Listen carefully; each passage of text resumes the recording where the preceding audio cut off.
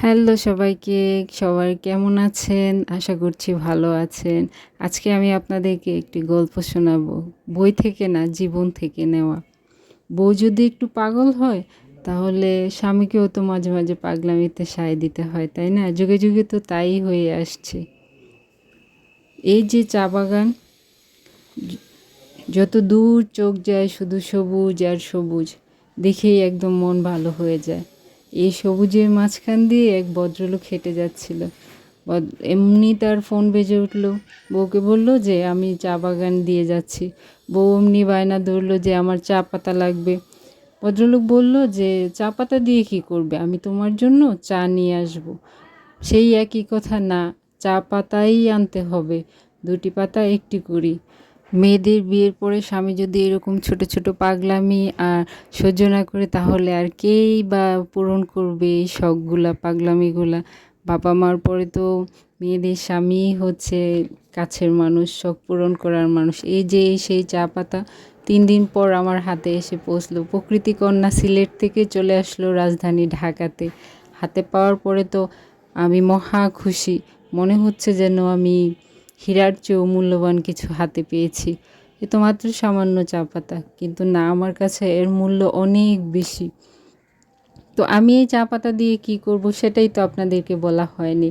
এই চা পাতাগুলো দিয়ে আমি হচ্ছে চা পাতার ভর্তা করে খাবো। যাই হোক, অনেক তো গল্প হলো, এবার চলুন আপনাদেরকে চা পাতার ভর্তা রেসিপিটা দিয়ে দিই। তো এই যে পাতাগুলো একদম পরিষ্কার ছিল আর ভালো ছিল। তারপরও আমি একটু দেখে দেখে পাতাগুলি নিচ্ছিলাম, নিয়ে এগুলোকে ভালো করে ধুয়ে পরিষ্কার করে কেটে একদম কুচি কুচি করে কেটে নিতে হবে। আমি সব কিছু কেটে ধুয়ে পরিষ্কার করে আমি আম্মুকে নিয়ে দিয়েছিলাম, যেহেতু এই মাখামাখি ভর্তা এগুলা মাদের হাতেই বেশি ভালো লাগে খেতে। খেতে খুব মজা হয়। তো আমি ভাবলাম, যেহেতু প্রথমবার খাচ্ছি, তো আমি আর আমার হাতে বানাই নাই, এই যে আম্মু ওটা বানিয়ে দিচ্ছে। প্রথমে পাতাগুলাকে খুব ভালো করে কচলিয়ে একদম নরম করে নিতে হবে। তারপরে যা যা লাগছে তা বলে দিই, যে সিদ্ধ করা আলু, কাঁচামরিচ, একটু লেবু, আদা কুচি, পেঁয়াজ কুচি, একটু রসুন কুচি। ওটা ভালো করে পাতাগুলোকে মাখিয়ে তারপরে এর মধ্যে পেঁয়াজ, কাঁচামরিচ, আরও যা যা, সিদ্ধ আলু সবগুলা দিয়ে আবারও ভালো করে মাখাতে হবে। পুরাটা মিশ্রণ যেন একসাথে ভালো করে মিশে, আলুগুলা ভালো করে মিশাতে হবে।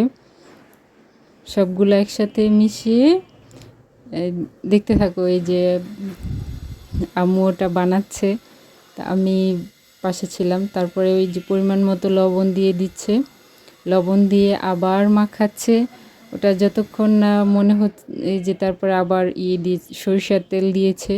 সরিষার তেল দেওয়ার পরে আবার মাখিয়ে দিয়ে দেওয়া হয়েছে চানাচুর। চানাচুর দিয়ে আলতো হাতে একটু করে মাখিয়ে দিয়ে দিয়েছে মুড়ি। মুড়িটা একদম একটুখানি হালকা ভেঙে তারপরে দিয়ে ভালো করে আবার মাখাতে হবে, আবার মাখাতে হবে।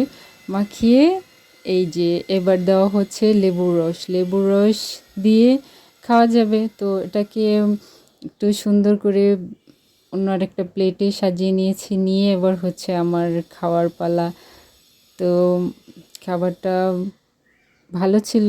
আপনাদের কারো যদি কখনো এরকম সুযোগ আসে আর যারা চা বাগানে ঘুরতে যান, অবশ্যই ট্রাই করতে পারেন, এই খাবারটা খেয়ে দেখতে পারেন।